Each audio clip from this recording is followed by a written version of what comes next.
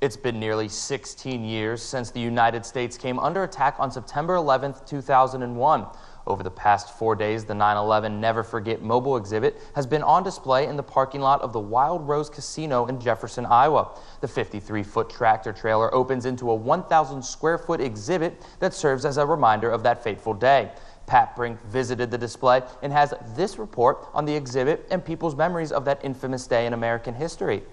Independence Day weekend allowed people from near and far to make the trip to Jefferson, Iowa to see the 9/11 Never Forget mobile display. They came by the hundreds, waiting, often for more than an hour, to hear from a New York fireman who'd been at Ground Zero, and then to see the exhibit, to be reminded of the horrors that took place, to remember the nearly 3,000 killed, including 343 New York firemen. The exhibit's photos, quotes, and pieces of the Twin Towers, all combining to remind us that the freedom we celebrate has come at a high price. It was also a time to remember where we were on that September day. That morning of, I was on my way to work. I heard it on the radio. I was switching every channel, trying to figure out what was going on. Couldn't figure out what was going on exactly. When I got to work, my co-workers had the TV on, and we just sat there watching it, mesmerized. Could not believe what we were seeing. Got by the TV and watched, basically, in kind of disbelief, really. I work in a call center, so we actually closed down, so we weren't bothering anybody because everybody was just kind of glued to the TV at the time.